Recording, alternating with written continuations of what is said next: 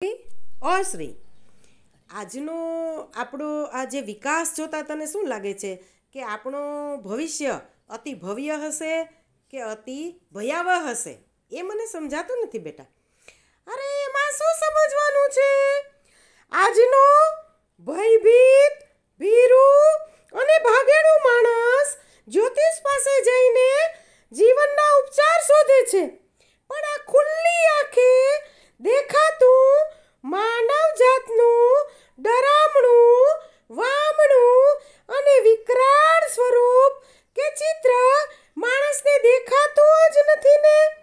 અને એ જોતા એવું લાગે છે, એવું સમજાય છે કે દેશ અને દુનિયાનું ભવિષ્યનું જે ચિત્ર છે એ ખૂબ ભયાવહ અને ભયંકર હશે.